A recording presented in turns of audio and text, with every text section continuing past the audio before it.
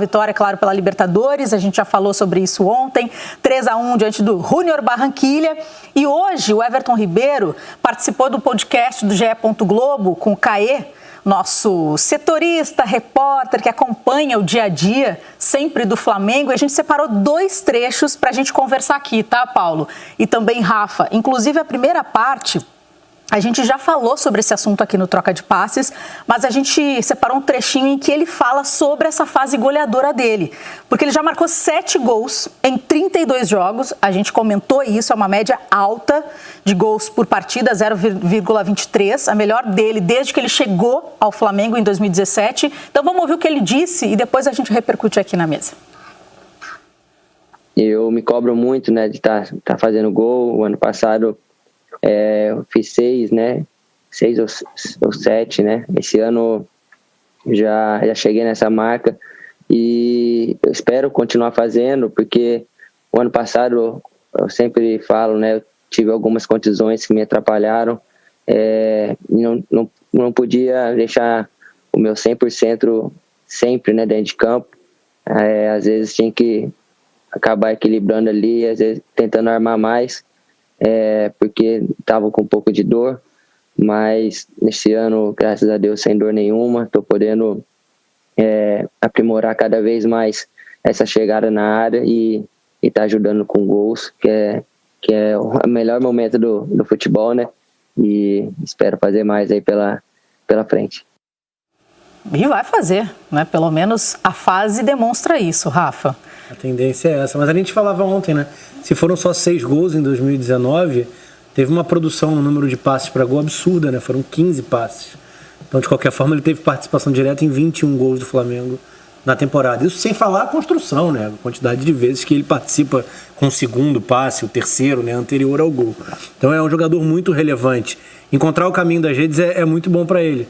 Mas acho, assim, indiscutível que a temporada passada, nesse sentido, por mais que tenha tido um número menor de gols, foi muito impactante pelas participações em gols, de maneira geral, de maneira direta, né? Então eu acho que é essa média que ele tem que perseguir. A gente está falando de 6 mais 15, 21. 21 gols com participação direta. Ele tem esse ano, se não me engano, pelos números que a gente mostrou aqui, os 7 gols até agora. Você tem dúvida dos números? 5 assistências. Nosso telão vai te ajudar. Paulo Nunes, com licença. Mas eu vou ter que tirar você do telão para colocar aqui os números do Everton. Viu? Você é bom. Essa coisa de número, tudo aqui é com o Rafael Rezende sempre. Ele é bom de matemática. Nunca vi jornalista ser bom de matemática. É o primeiro. Eu não sou bom. Jogos em 2020 do Everton Ribeiro. Sim, é bom. 32 jogos, 28 como titular, 7 gols marcados, que a gente já estava falando, 5 assistências e participação direta, portanto, 14%. São ótimos números. Então, se ele precisasse de mais 9 participações para igualar os números do ano passado. Eu acho que ele tem margem para isso. A gente está falando de um... No ano passado ele bateu 62 partidas. Então ele tem praticamente o dobro, né? Tem quase 30 jogos agora ainda pela frente até o fim da temporada, em média, para atingir essas 9 participações. Então é bem provável que ele tenha números melhores em 2020/21, já que não vai acabar esse ano. Vai até fevereiro. Na temporada passada. Paulo, você que é tão experiente, esteve dentro de campo, tem muita história para contar. Quando o jogador está nessa fase, só melhora, né? Porque a autoconfiança também aumenta. Sem dúvida, e o Rafa estava falando aí sobre os números, né? Tenho quase certeza que 9 gol entre gols e assistência ele vai fazer ao natural. Eu sempre disse que no ano de 2019 o Flamengo tinha 2 caras que resolviam o problema, né? Que era Bruno Henrique e Gabigol. E eu mudei de opinião no ano de 2020 para você ver tanto que esse elenco do Flamengo, tanto esse time do Flamengo é superior aos demais. Hoje eu não vejo um Flamengo sem Everton Ribeiro e Arrascaeta. São jogadores que além da qualidade, né, como o Rafa falou, de acelerar, desacelerar, segurar a bola, propor o jogo, construção, quebrar essas linhas. Aí você pega um Everton Ribeiro que tem todas essas capacidades e começa a ter o prazer do gol, Rafa. Quando você começa a ter o prazer do gol, você quer ele todo jogo. Quando eu joguei no Flamengo, eu fiz poucos gols, porque jogava num modo, né, posicional, que todo mundo fala hoje, né? Parece que quando a gente fala modo posicional é ruim, pelo contrário, são maneiras de jogar, são ideias de jogo. O Flamengo de 92, se você olhar, era totalmente posicional. Era um time vencedor, era um time que usava do seu jogo para conseguir as vitórias. E quando o Everton, e na minha opinião o Everton e o Arrascaeta, faz esse jogo virar mais funcional, né, porque não tem como o Domi segurar esses dois jogadores, o Everton cresce muito e ele vai para dentro da área. E você tendo um jogador com a capacidade que tem o Everton, né, junto com o Arrascaeta, sempre digo isso, com a capacidade que ele tem de quebrar linhas, de um passe à vertical, né, de um toque de genialidade, bate bem na bola, tem visão de jogo, o cara começa a fazer gol e gosta. Não tem essa, ele vai pro jogo, hoje eu vou fazer gol. Isso foi a minha mudança também, quando eu comecei a fazer gols. A minha mente já era trabalhada antes do jogo nisso. Eu tenho que fazer o gol hoje, então eu tenho certeza que ele vai crescer muito e vai evoluir muito essa marca dele, esses números aí de gols e assistências. Ainda falando do Everton Ribeiro, agora ele está com fôlego praticamente renovado, como eu já estava aqui vendo, vai aparecer na tela para vocês também a tarja. Tarja é uma coisa assim, ó, uma linguagem jornalística, né? Quem está em casa, aquela frase que fica escrita aí embaixo da sua tela, a gente chama de tarja.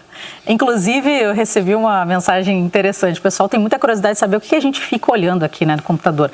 É difícil explicar como a gente organiza esse roteiro, né? Não é o texto que a gente está falando aqui que está escrito, não tem nada escrito. Aqui é tudo realmente conversa improvisada. Mas tem os assuntos, de que forma a gente vai abordar. E um dos assuntos, por exemplo, é justamente isso. Ele foi poupado contra o Júnior Barranquilla, o Everton Ribeiro, e agora volta domingo contra o Internacional. Imagina, nessa fase, com fôlego poupado, vai voar. Inclusive o Adilson Gonçalves está aqui colocando o seguinte: Inter ou Flamengo, quem ganha e quem é o verdadeiro favorito? Vou passar para ele essa bola aí. Simples assim. Vou passar para vocês, eu estou aqui apresentando. O Inter jogando hoje a classificação na Libertadores também poupou os titulares, né? E tinha até a possibilidade de tentar buscar o Grêmio, enfim, os jogos terminando agora. E o Inter perdeu de 2-1. Sim, perdeu e de virada e terminou na segunda posição, a 3 pontos do Grêmio. O Grêmio com empate no fim, o Inter tinha a chance com uma vitória simples de ficar na primeira posição do grupo.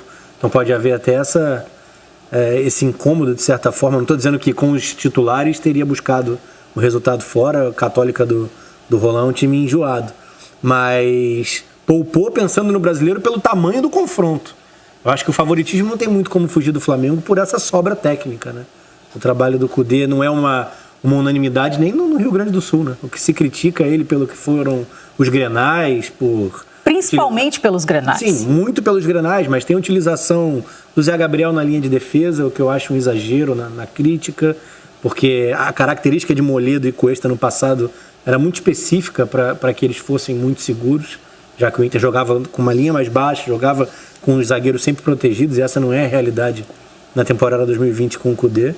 E a utilização do Musto, né? Você viu tão questionada na troca de chute com o Carpinejar, o pessoal não. E hoje, mais uma vez, né? Acompanhei boa parte do jogo, não foi nada bem, entrando como opção, mas é um bom trabalho. Só acho que se a gente for comparar elencos, comparar o que é a naturalidade de cada um até aqui, é como se o Inter não tivesse ainda atingido o mesmo estágio. Não acho que não possa fazer um grande jogo e conquistar o resultado, porque vai competir, vai igualar em intensidade, vai igualar no ritmo, na rotação dentro do jogo.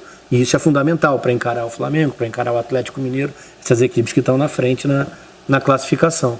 Mas pela sobra técnica é difícil não indicar o Flamengo. Até porque eles também tiveram a possibilidade de descansar no meio de semana, né?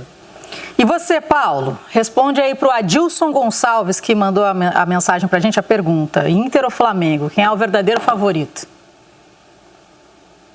Olha, Karine, eu tenho a concordar com o Rafa, porque eu acho o Inter, das equipes que estão lá na frente, com nível técnico do elenco, abaixo dos 3. Eu não vejo o Inter com o melhor elenco do que o Atlético, e muito menos contra o Flamengo. Eu vejo o Inter muito bem treinado, muito bem equilibrado. É uma equipe que necessita muito e precisa muito dos seus 2 meias. Ele sem o Edenilson e sem o Patrick perde muito. Usam-se muito esses dois, né, naquele famoso box-to-box que a gente fala, que é a intensidade indo e vindo.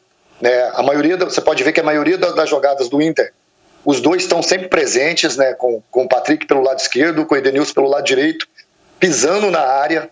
Né, o Inter usa pouco a profundidade, até porque não tem jogadores com essas características.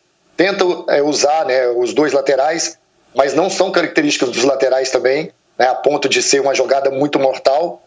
Então é um time que joga muito apoiado, né, um time que joga muito com toques próximos, né, com a inteligência do Thiago Galhardo, que é um jogador interessantíssimo no esquema de jogo que o Kudê coloca, mas o Flamengo tem um repertório bem maior. O Flamengo tem opções táticas, opções de jogo impressionantes. Né? O time do Flamengo está jogando ao natural. Esse é um problema. Né? Quando o time do Flamengo começa a jogar no seu natural, as coisas acontecendo naturalmente, sem esforço, é muito difícil segurar o Flamengo, porque tem jogadores, além de você ter um trabalho, né, de bola, um trabalho, né, bem tático que a equipe que o Domi coloca, a individualidade nesses momentos são muito importantes, principalmente no último terço do campo. Pouquíssimas equipes têm o último terço do campo como o Flamengo tem. E esse último terço do campo ganha jogos a todo momento, porque você tem uma capacidade muito grande perto da área, né? E quando você traz o time como o Flamengo perto da sua área, as dificuldades aumentam muito. Então, assim, acho um jogo difícil, até porque o Inter vai entrar com tudo, sabe da força que tem o Flamengo, mas se eu fosse escolher, com certeza o Flamengo tem uma vantagem, e se souber e saber jogar esse jogo, pode conseguir uma grande vitória lá dentro. Mas claro, lembrando, pontuando, como disse o Rafa, né, Paulo, tudo pode acontecer, o Internacional pode sim fazer uma boa partida contra o Flamengo, mesmo com todas essas questões que a gente colocou aqui. Futebol é futebol, a gente só vê realmente quando está dentro de campo, mas por fase o Flamengo realmente está mostrando trabalho, e inclusive nessa parte que agora a gente separou também do Everton Ribeiro, ele fala sobre a adaptação do grupo ao sistema de jogo do Domi, que foi tão criticado, tão questionado quando chegou ao Brasil, e agora está dando resultado, já dá para ver a mão do Domi realmente no Flamengo. Vamos ver então o que o Everton Ribeiro falou. No começo a gente realmente sentiu dificuldades, né? Tanto ele para conhecer, né, os jogadores, as características, né? Em uma semana ele teve que tentar achar ali o melhor posicionamento da gente, junto com o que ele tinha de ideia de futebol, né? Que era o 4-3-3 com 3 meias e 3 abertos, 2 abertos e 1 no ataque. E conforme a gente foi jogando, ele vendo nos treinamentos, ele viu, foi conhecendo melhor as características de cada um, vendo onde cada um se sente melhor e podendo achar uma maneira de ter esse jogo posicional que ele gosta, que a gente está entendendo melhor. A gente sabe que é posicional, mas ele sempre deixa bem claro para a gente que não é para ficar parado, né, em suas posições, pode se movimentar ali pela área designada. Então a gente está conseguindo achar já o outro companheiro, às vezes sem olhar, e isso está sendo importante para nós na hora da marcação também. Rafael Rezende, já vou rolar a bola para você, para a gente ver essa análise que o Everton Ribeiro fez. Tô parado aqui esperando a bola chegar, porque para aí, só um pouquinho. Né? É posicional, exato. Ele não pode sair ali, do quadrado dele. Exato. Sair alguém ocupa. Exato, boa. Mas é uma compreensão que a gente falou muito sobre isso aqui na chegada do Domi, né? Não é porque é ofensivo que tudo se parece. Você não divide treinadores entre brasileiros e estrangeiros, entre ofensivos e defensivos. Dentro dessas caixas você ainda tem diversos desmembramentos em conceitos, em ideias de jogo. Então, a grande questão era entender quanto tempo o Domi precisaria, e sempre colocando em perspectiva que esse elenco do Flamengo, em termos de cognição, a questão da tomada de decisão, o nível, né, a qualidade do que é a carreira, a bagagem desses atletas é muito acima da média no Brasil.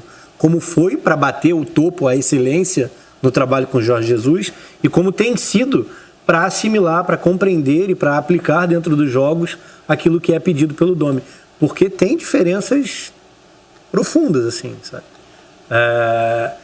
O jogador brasileiro está acostumado a procurar a bola. Essa questão de ficar ali no seu espaço, não é ficar estático, mas é respeitar o seu espaço. dentro dos espaços de fase do jogo de posição, considerando aonde está a bola, que é o centro do jogo, isso é contracultural. Eu já usei essa palavra milhares de vezes, acho que todas as vezes que a gente falou sobre... Até para o torcedor que está assistindo, né? Não é comum no futebol brasileiro, e isso tem um impacto, né? Então, por isso, o tempo seria necessário, as correções que vêm muito mais por vídeo e a partir do que se vê nos jogos, do que nos treinamentos, porque não há tanto tempo hábil assim, pela realidade dessa temporada no Brasil. Então, ainda assim, como foi ano passado, o topo do Jesus foi... Não dá para falar que foi surpreendente, mas foi muito acima do padrão que a gente estava acostumado a ver no Brasil. Eu acho que essa adaptação ao trabalho do Domi também é uma resposta muito positiva de um grupo de jogadores que está bem acima